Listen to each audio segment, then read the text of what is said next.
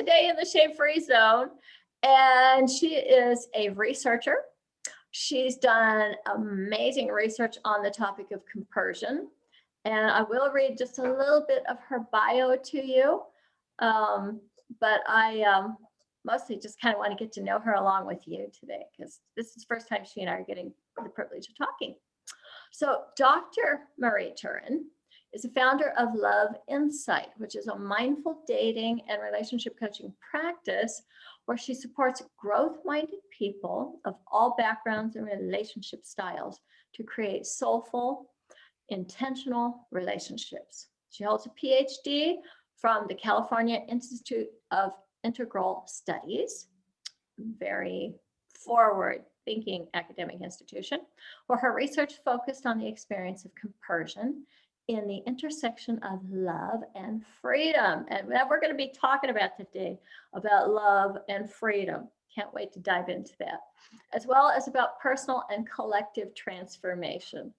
And I am so excited that you're here. Right off the gate, I just like, what made you want to go study the topic of compersion? Oh, well, thank you so much for having me. First, I really love your show and your work. Yeah, it's so good to be here. Yeah, the topic of compersion just really stood out to me as I saw the word compersion in a conference. I was at this conference in Berkeley called The Future of Monogamy and Non-Monogamy, which had always been a big area of fascination for me. And when I saw the word compersion, I just felt like it encapsulated kind of the spirit of non-monogamy in terms of really like, can we bridge the separation? Can we bridge the gap between two people to the extent where you would really feel empathy and empathic joy in a place where normally society would have trained you to never feel that? It felt like the outer reaches of love. We should probably define the term compersion, just in case some people who are watching right now have never heard that term before. So obviously it's a term bannered around in the poly community a lot, but people who aren't polyamorous might not actually know what we're talking about. Right. So put really simply, compersion is empathic joy, or any kind of empathic good feelings that you would feel in relationship to somebody else's happiness and joy and positive experiences, even when you're not in the center of it. And which, by the way, is something my father didn't have at all. He wanted to be the source of all my joy. If I told him I had a great time at church, his face went into a frown. So that's pretty extreme, I'll admit, but I had an abusive childhood. But we're really talking here about how people feel jealous and threatened when their partner maybe has a platonic friend, or in poly situations, another lover, right? Right, exactly. Yeah. And so while the term is really popularized in the poly community, do you see it as something that people who are in monogamous relationships might benefit from as well?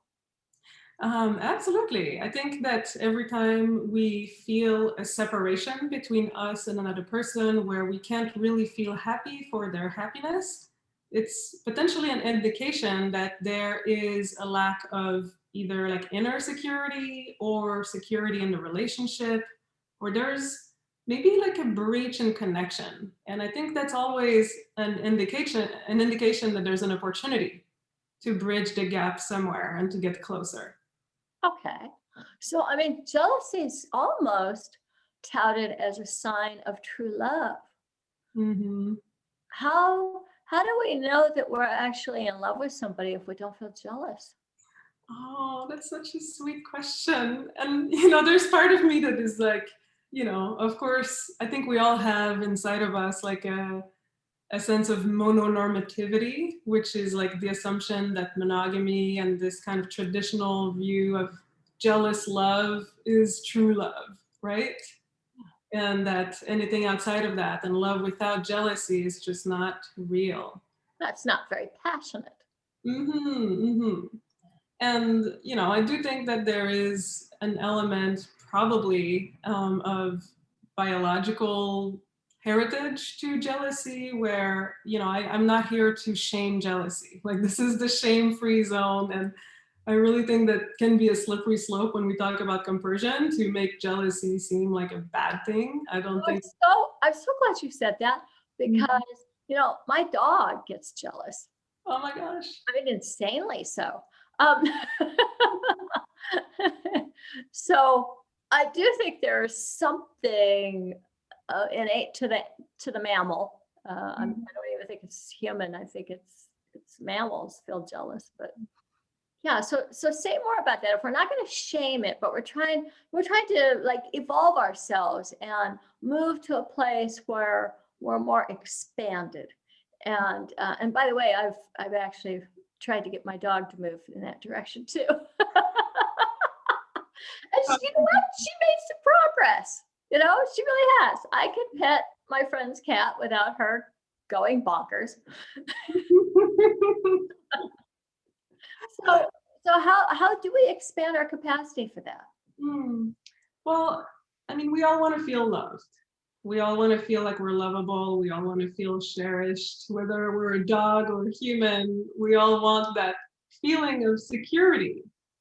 And in human relationships and romantic relationships, traditionally, we assign, we assign to monogamy, to sexual exclusivity, the role of giving us that sense of security, that sense of specialness. Yeah. So if we're going to go outside of that, we will have to find a sense of specialness and a sense of security outside of that. So how do we establish a sense of like specialness inside of ourselves, like a connection to source of, you know, I am special because I do have my own source of love in my own heart, in the world, with my spirituality, with my community. And also in a relationship, how do I find that security that, oh yeah, I am special. I'm not, you know, like just disposable, or, you know, like there's a real solidity here that doesn't really just rest on the fact that I'm the only one. Yeah. I hope this isn't too jarring, but I have a personal share around that. Yeah. And I know it's a little difficult sometimes for people to believe that sex workers are married or have families, but for 14 years I was married and had stepchildren. And I was working as a high-end escort at the time. My husband had a real battle with his jealousy at first, because I was obviously having sex with people outside of our marriage. It was my profession, but he worried, his initial worry was that, well, they'll have more money, or maybe they will have a bigger, private part. And he very quickly realized, well, of course, some of them will. Some of them will have a bigger wallet and a bigger penis. But none of them are going to be special like me. I know that this woman is madly in love with me. And that's all I really need to know. So, I mean, he was practicing, I don't think that was quite compersion, because I mean, we got to that point where I could come home and tell him I'd had a great session with a client, and maybe even talk about how wonderful I thought the client was. And he did practice compersion at that point. But that initial way that he disarmed his jealousy really points to what you're talking about right now, which is, how do we believe, feel confident, and know that there's only one of us and we're irreplaceable. Right. Yeah. And that takes, I think, a lot of self-love and self-work and self-knowledge to get out of that frame of mind of constant comparison and who's on top and who's superior and inferior. Like, we're raised in a society that puts us in that mindset. And I think there's also a biological component there too, you know, who's the alpha and who's on top, who's below. And to try to extricate ourselves takes a lot of perspective and a lot of willingness to really look at our insecurities. And it's an inside job. I hear you. And I think that's where everything starts, is inside of ourselves. But do you think there's also room? I mean, I'm sorry to go back to my dog. I'm probably jarring people. Go back to the dog and then back to escorting, back and forth. Um, and then soon we'll be talking about polyamory. I think that with my dog, one of the things I did to help her expand her capacity to allow me to love up other animals was reassurance that she was my special girl. Mm. And what I sometimes would, if I was going to love up a cat or a dog in front of her, I would quickly afterwards go over and tell her how amazing she is in the same sweet little, that voice we do when we're talking to a cat or dog. I just made sure that I brought that to her. And in some ways, I think it was new relationship energy Mhm. that when we meet a person or an animal that really touches our heart or moves us in some way, there's kind of this new relationship energy. So do you think, and have you studied this at all, or do you have any thoughts about how the partner can actually help you feel like you are their beloved? Mhm. Right, right. I think that has to be in place, like deliberate reassurance strategies and really reaffirming the love and the specialness that is there and that is still growing.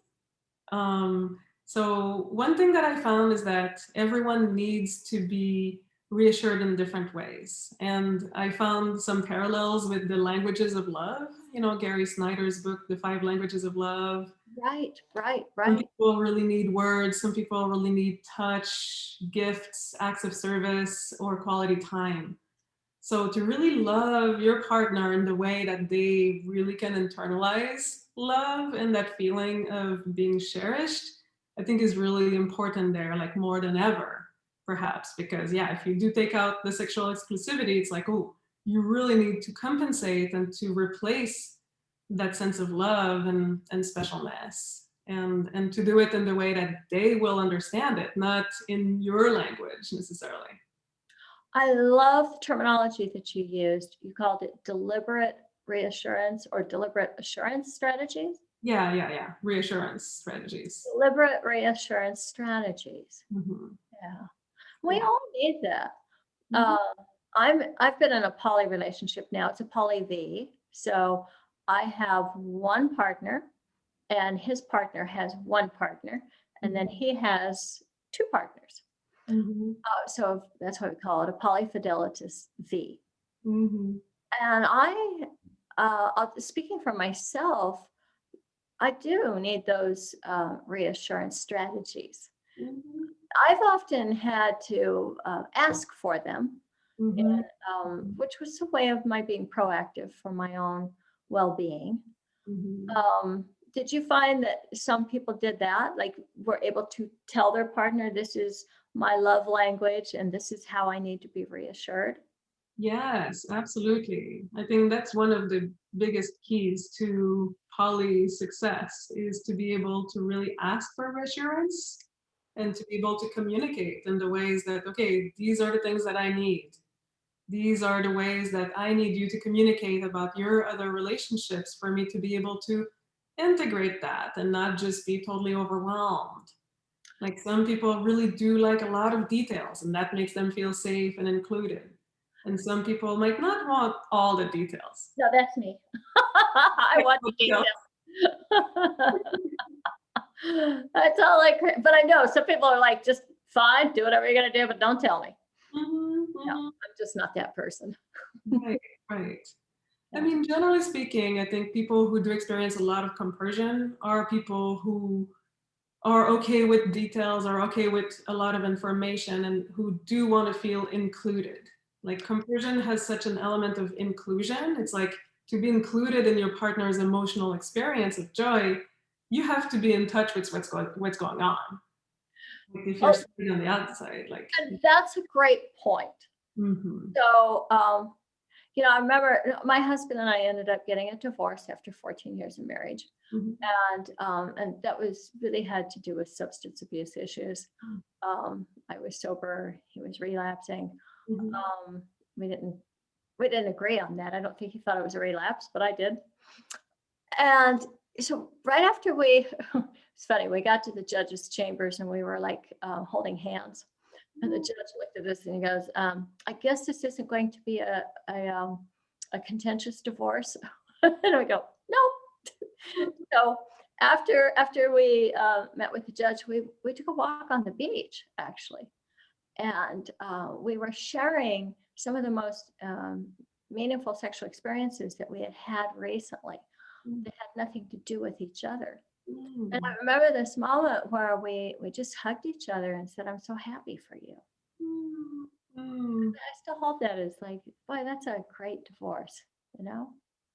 Wow.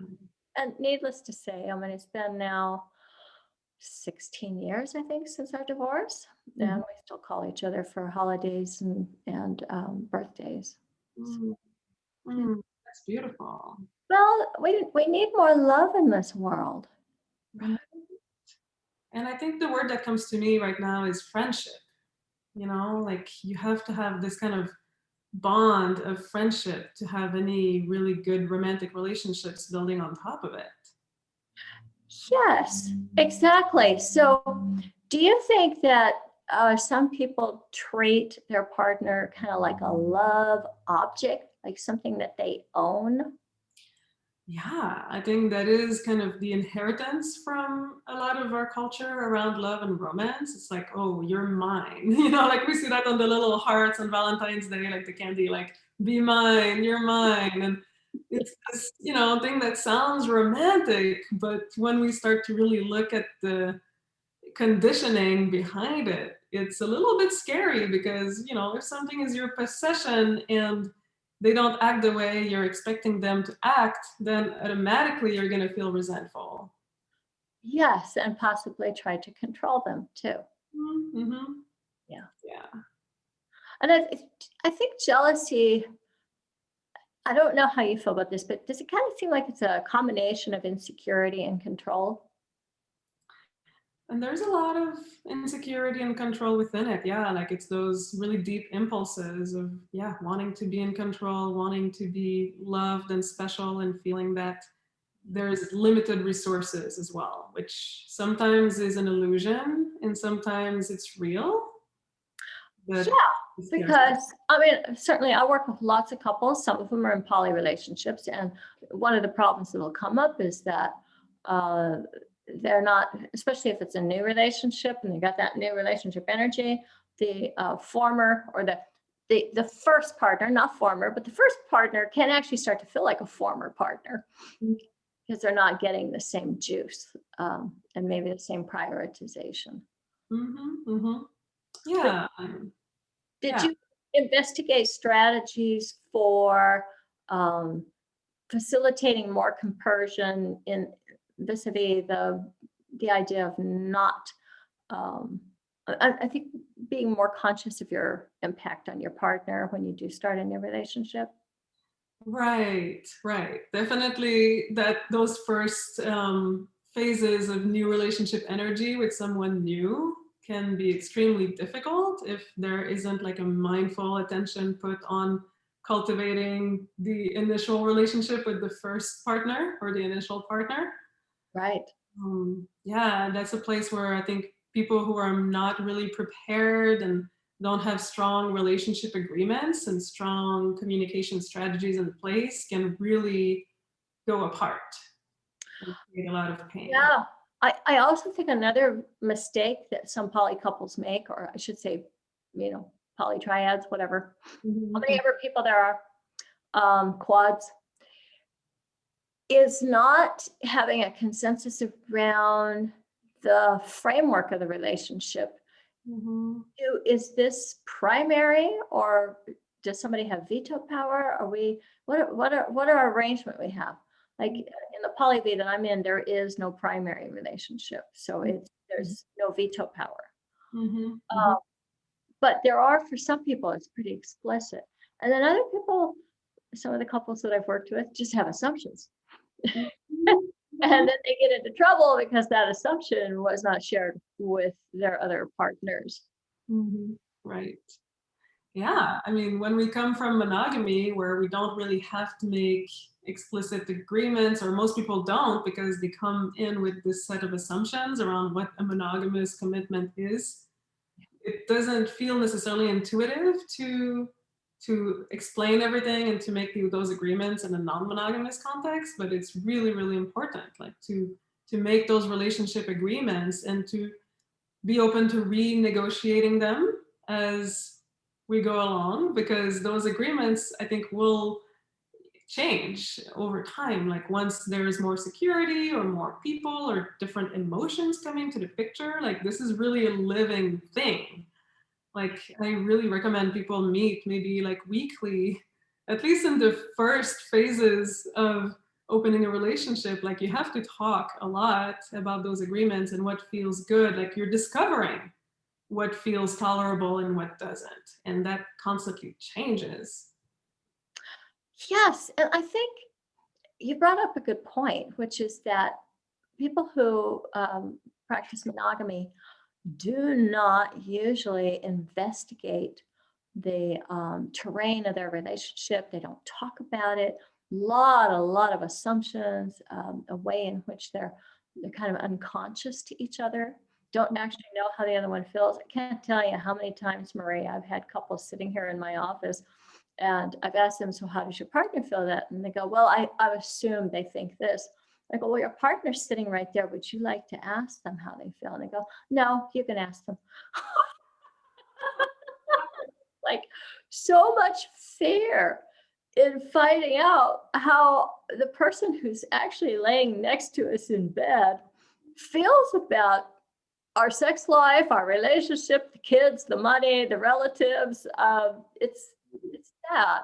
Mhm. I've often said I think it would be great if poly people taught relationship communication tools and negotiation tools to monogamous people so that we could share that information regardless of what kind of a relationship you want to be in. Mhm, mhm. Yeah.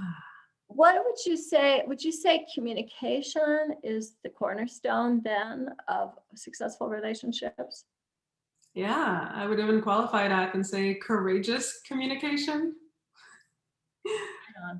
Yeah, because it is scary. It is scary to find out what your partner really thinks and feels, because we all want to hold on to that stability and to making sure we don't get rejected. So it takes a lot of courage to question the rules rather than break them. Oh, question the rules rather than break them. Can you say just a little bit more about that? Because I think I'd like to segue into one of the things that I know you're passionate about, which is love and freedom.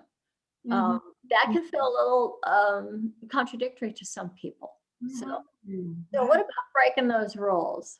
Yeah, like to, like oftentimes I talk to people about cheating, like it's so prevalent. And why do people cheat? Like, why do people sometimes, even in kind of open or monogamous relationships, will prefer to cheat and break an agreement rather than really renegotiating it? Because it is scary to renegotiate something and come forward with our desires and say, hey, I just really want to experience this. And how do you feel about it? What if the answer is no? Right. What if the answer is like, doesn't work for me? I'd rather just get away from this relationship. And then you're left without that person. Like that's always a possibility. Yeah, yeah. It is, and we're moving targets, all of us. We change how we feel and how we think, and what we want over Mhm, time. It doesn't have to be a neurotic change, but it's natural change. It's going to take place. mhm, mhm. And updating our files on each other. Like, when I first met you 20 years ago, this is how you felt. Who are you today? I think that's one of the reasons infidelity happens, because somebody might at the office actually hear you when you say you like this and don't like that, and you believe this and you don't believe that. But your partner is kind of like, yeah, yeah, yeah, I've heard it all before. Mhm. And so then that person may feel shut out and invisible, and they're getting seen and validated by this stranger. Mhm. Right.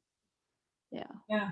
It's like why the bartender sometimes knows more about people than their own spouse. Yes, or the hairstylist. Back when we had bartenders and hairstylists. Mhm.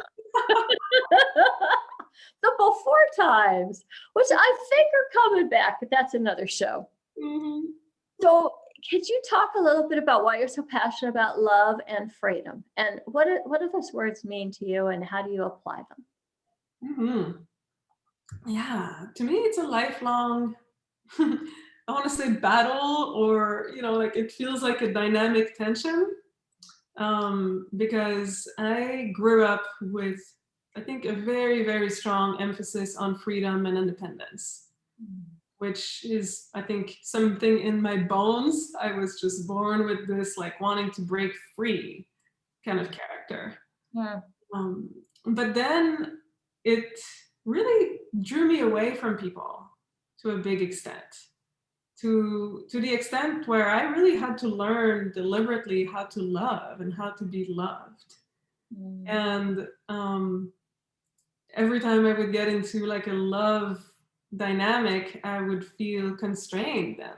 Like there was this sense of like, well, if I am really in connection with someone, I'm looking for freedom. And if I am just going the other way around and going towards freedom, then I'm craving connection.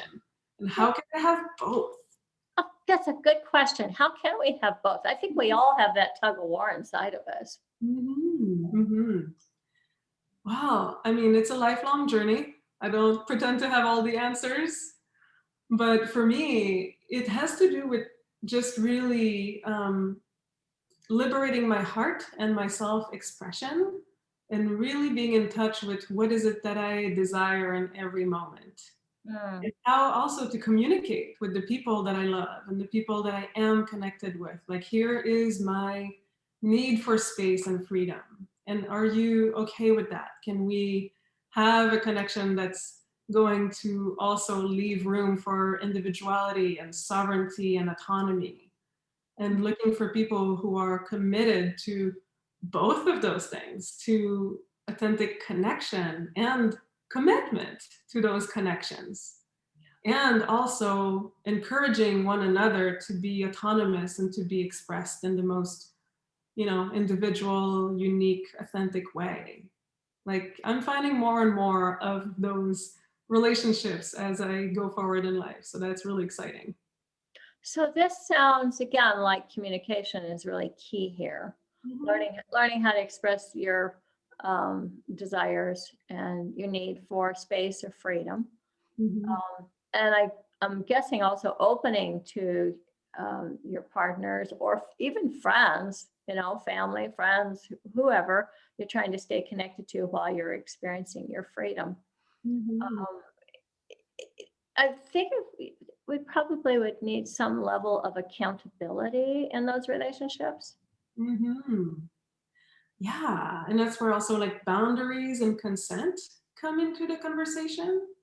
I Right. was just listening to your interview with Betty Martin on consent yesterday, and what beautiful work! And it's so pertinent to the question of love and freedom. How do we create a container with accountability to the other, with Right. really clear communication, with kind of like how do we create a great sandbox for us to play together where we both can feel safe?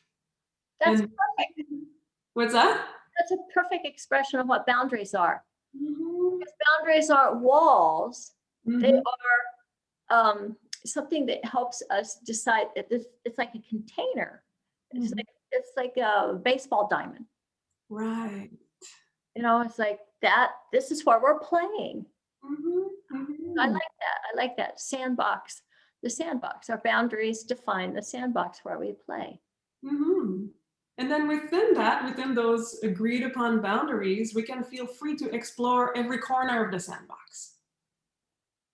And that, I think that's such a key point because once you have the boundaries in place, which are really agreements, let's face it, a boundary of a country or of a state or of a city, those are agreements Mhm. that human beings have made with each other. And Mhm. because they've made those agreements, then we're able to function in some way that makes sense. maybe sometimes less or more, and again, another show. Mhm. But I still think it's important to like just think about the boundaries of your house or your yard. Okay, this is my yard, that's my neighbor's yard. So what does that mean? Well, it means that I don't let my dog go over and poop on the neighbor's lawn. Mhm. Um, right? Mhm. So stuff like that that helps us live in peace with each other Right. and actually creates more freedom. And when you're talking about consent issues, so much of pleasure is about creating a container of safety. Mhm. Mhm. So I think what I'm hearing you say, Marie, is that in the relationship, in context of a relationship, when we have the boundaries and we know what they are, whatever they are, however wide or expansive or small a container we build for it, Mhm. we're actually able then, like you said, to explore every corner of the sandbox. Mhm. So that actually creates more freedom, Mhm. Mhm. right? So is it true that what you're saying is that boundaries create freedom? Yes, absolutely. It's really alive for me, that question right now. I feel like I'm still really discovering the extent of that realization. Because I didn't used to think that boundaries created freedom, but the more I learn about it, the more I'm just fascinated with how synergistic actually like love and boundaries and freedom can be rather than being in opposition. Can you say a little bit more about that? Since it's very alive for you right now, like maybe give us some examples from your research or your Mhm. explorations or something so we can kind of. Well, I can give you an example from my personal life actually, where Great. the other day I was with a partner and we played this game of we're going to touch each other for 10 minutes at a time, like separate the giving and receiving. Mhm. And the person receiving will really ask for what they want. And the person giving, of course, has a choice to say, like, well, no, I don't really want to give you that kind of touch, but they would, overall just be in service of the person receiving. And it's a very boundaried exercise where it's not this kind of unstructured, let's just like jump on each other and figure it out. It's like, here's the sandbox, but I felt so free. I could feel like within this realm of clear communication and clear consent, I could feel really free to receive and Mhm. ask for what I wanted and be really in touch with my own desire. And then when the dynamic shifted, like I could feel very confident about delivering the kind of pleasure and touch that my lover wanted without worrying about, is it going to be reciprocated or am I doing it right? And all of those assumptions and those fears based on performance and comparison that otherwise oftentimes infiltrate our relationships. Like it was this light bulb moment for me. It's beautiful. And I have to say, it does sound reminiscent of Betty Martin's 3 minute game. Yes, yes. I was reading about it yesterday and I was like, wow, okay, like there's this clear connection there. Yeah, that you just intuitively came up with that. That's Yeah. great. Mhm. Yeah. Well, I'm wondering, is there anything from your research into compersion that you want to highlight for the viewers today? Yes, I would say that the main, okay, so there's a few points that I want to highlight. One is about also like being shame free, because I oftentimes hear from people in the poly community that compersion is this like we want it, but we're ashamed when we don't have it. And I think it would be really great if we could kind of throw the shame out the window and view compersion as this more dynamic thing that it's not like an on or off switch. It's not like you either have it or you don't. Like people experience it in conjunction with jealousy most of the time. Oh, that's great. I love that. So we can experience compersion in conjunction with jealousy. Mm-hmm, mm-hmm. Do you think that we can actually transmute the jealousy into compersion? I think it's possible, but I don't think it should be expected to always do it and to do it every time. Yeah. Um, like there's oftentimes, situations where you might just have to live with a portion of jealousy and try to have a compersive attitude. I really love the shame-free zone that you're bringing to this topic, Marie, because I certainly, I've been in the poly community now for, I don't know, 20 years. Mhm. And I have sometimes secretly felt ashamed Mm, of my lack of compersion and my jealousy, mm, and thought, oh, I'm not a good poly person, mhm, because I'm experiencing jealousy. mhm, I just, I think the message that you're bringing is very healing mhm, and human. mm, mhm. Yeah.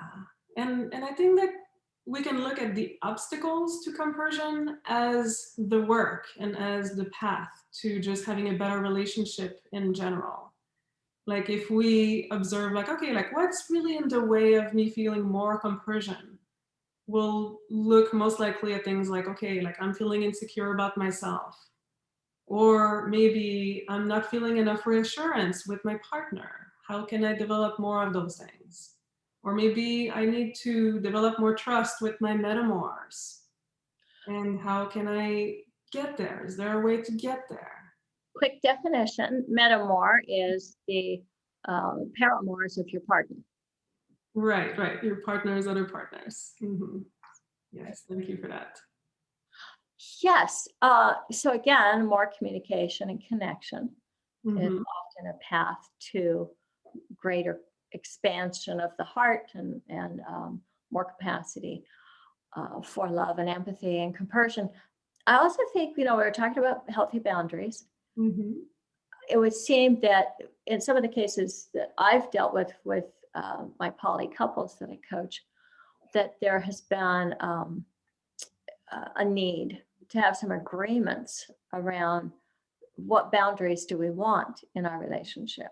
hmm Um, yeah, I mean, some of them come down to safer sex techniques. Some of them are about, now with the pandemic, hmm those kind of protocols, having agreements around that.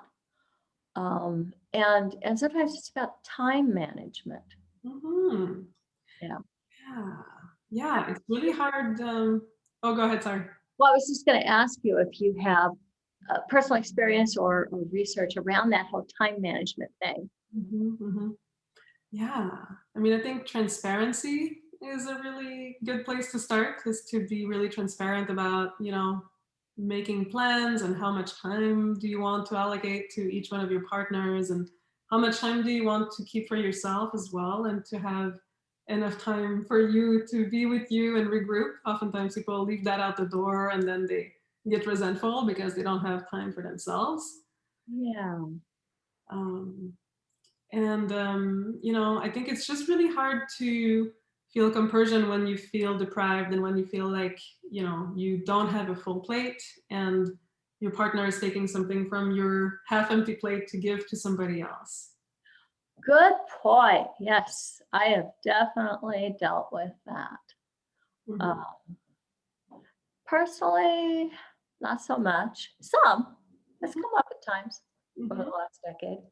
Um, Certainly with the couples that I've coached, a lot. I've seen that. Yeah. And and again, I think, have you done any research at all around new relationship energy and how that impacts compersion? Hmm. Well, I mean, I've heard it mentioned many times in my research that this is usually the hardest time for, I mean, it can depend. Like, if there's already like great agreements and real connection between two partners, like if you can tune into that new relationship energy that your partner is experiencing, it can be an opportunity for great compersion because there's a lot of energy there. And if you don't feel separated from it or if you don't feel threatened by it, then you can really get this like extra boost, like vicariously just through empathy. But if you do feel separated and you do feel threatened by it, then it's a moment to really take extra care of your partner and make sure that you're extra connected with them and that you're extra reassuring them and making sure that this bond gets stronger, not weaker. All fabulous advice. Thinking back to, we started our conversation talking about how the current paradigm basically defines romantic love as being a jealous, possessive love. Mm-hmm. And again, love the fact that you weren't shaming any of us who still have jealous feelings. I will be the first to admit that some of my jealousy feels to me like part of my passion, my romantic feelings of being in love. Mm-hmm. But if you were the first partner and your partner fell in love with somebody else and still wants to be in a relationship with you, Mm-hmm. it seems like that would be the biggest test of compersion. Mm-hmm. Because if your partner was going to share openly, then they would say, yes, I'm in love with this person. Mm-hmm. And I'm wondering, did this come up in your research, or do you have any insights on how somebody would be able to feel compersion, or as we're talking, celebrate somebody else's joys, if what your partner is saying is, oh, I'm so in love with this person and they're so great. Mm-hmm. Yeah. Mm-hmm. Yeah, there was one story that really stood out to me in my research. I interviewed this couple in their 50s, and they had actually come to non-monogamy through betrayal, through an affair, which was really difficult to do.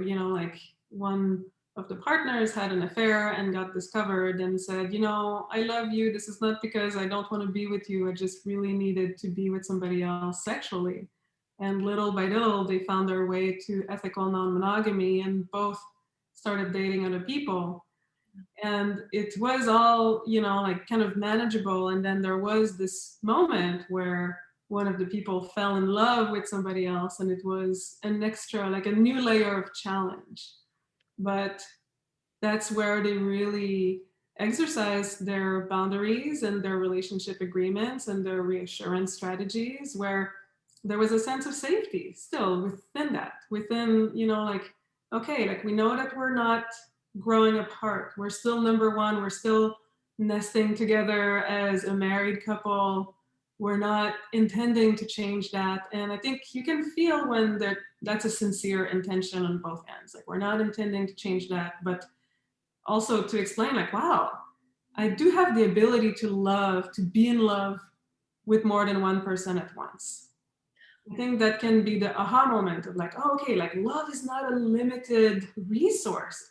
I actually can be in love with this other person, and it doesn't take away from your love. Wow, okay.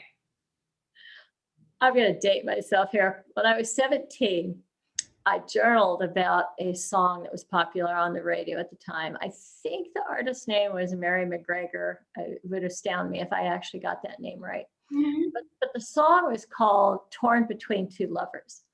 And what I wrote at that time was, I don't understand why we have to be torn. Can't we be in love with two people at once? Mm-hmm. And I went on and on about how the world would be in a better place if that was true.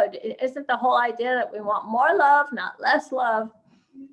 And it's interesting because as I got older, sometimes I thought, well, that was a childish, kind of Pollyannish view of things.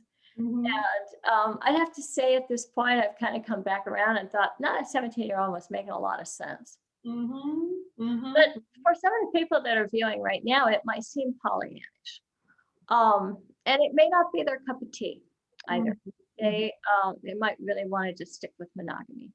Right. So can you help them understand how compersion can help them in a monogamous relationship? Mm-hmm. Mm-hmm. Well, I think that it can really eliminate some of the places where there's a opportunity for greater connection. Like even with friendships, you're talking about monogamy, but even with platonic relationships, I think it applies. Like every time something good happens for someone in my community, whether it's a friend or a family member or a partner, and I don't feel happy for them, there's a little light bulb that goes off and tells me like, oh, there's a disconnect. Yes. There's a problem. There's maybe a sense of competition or jealousy or insecurity. Maybe they're getting something that I want and that I haven't really allowed myself to really want or really go after. Like I use it as a flashlight to see like, oh, what is it that's coming? What's the wall? Because generally speaking, if I feel like there's a clear emotional connection with someone, I will feel happy if something good happens for them. I love that you said that, Marie, because I definitely, in my own personal life, have found that there are certain things that other people might be experiencing that if I am feeling at all um, jealous, competitive around it, I do ask myself, well, is that something you actually want in your life? Mhm. And if it is, then why don't you go get it? Mhm. Why not study somebody that you feel jealous or competitive of? Study them as a teacher. Maybe Mhm. they can show you just by example. You can learn from their example how to get that. And a lot of times the discovery in that inquiry, like you're talking about the flashlight inside, Mhm. um, in my experience, for myself personally, a lot of times it's led to, well, actually, I don't want it that bad. Mhm. Mhm. Then I can let go of it. Right. So, great example, the idea of the flashlight. Mhm.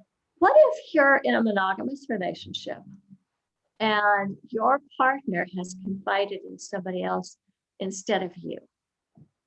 I see this happen where it kind of, it's like, why didn't you come to me? Why didn't you tell me? And sometimes the answer is, well, I am telling you now. It's just that I wanted to talk to this third party that I thought was a little more impartial or neutral, or I wanted to hear what they had to say. I needed their support too, and I just happened to go to them first. There's any number of reasons that can happen. Mhm. But I'm thinking about how some people will feel like um, taking one's secrets or deep feelings to somebody outside of the relationship is threatening. Mhm. How could somebody who's in a monogamous relationship apply compersion to de-escalate those kind of feelings? Mhm. Well, I think it's about looking at love also as not a limited resource and more of an ecosystem where do you really want your partner not to have a support system outside of you? Great question. And the answer would be no. For me, anyway. Right, That's a great right. question, right? Because if they're bringing everything to you, boy, that's a lot of work. Right. And it's, I think we all want to feel needed. We all want to feel like, oh, this person really needs us so that they will not reject us. But, overall, it's a more sustainable situation when they do have other people to confide in and to have, a supportive relationship with. So true. So, Yeah. And you that's know, it. I mean, if there's a sense of like hiding or secrecy, maybe there is a lack of trust and a lack of security that can be eliminated by that too. It's like, oh, like, is there a reason why you didn't feel comfortable talking to me about it? And then we can look at ourselves and say, like, oh, is there a reason why they didn't come to me? Like, am I uncomfortable with some truth that maybe they would have brought to me? And is there a reason for that? Is there a reason they would not have felt safe? so once again, curiosity, more curiosity and more communication. Yeah, exactly. Yeah. I realize we've been talking for a while now. Obviously, we're enjoying this, or at least I am. I'm very much enjoying asking you. Me too. This is awesome. But there was one topic I wanted to explore before we end today, and that is something that you're passionate about, which is personal transformation. Mhm. And the question that I wanted to ask you, not first of all, why are you passionate about that topic, and second of all, do you think we can use our romantic relationships for transformative purposes, and if so, how? Mm. Oh yeah. Oh my gosh, this is my favorite topic. Honestly, I think that nowadays in Western cultures in 2021, people are not thinking about spirituality in terms of going to a monastery And one of the best catalysts of growth are our romantic relationships. Mm. And that's why I decided to become a dating and relationship coach, because it feels so potent. It's so rich. It's such a rich terrain to look at everything about us, like what motivates us, what are our deepest hopes and desires and deepest fears and insecurities, and just look at all of it and really wonder, like, who do I want to be?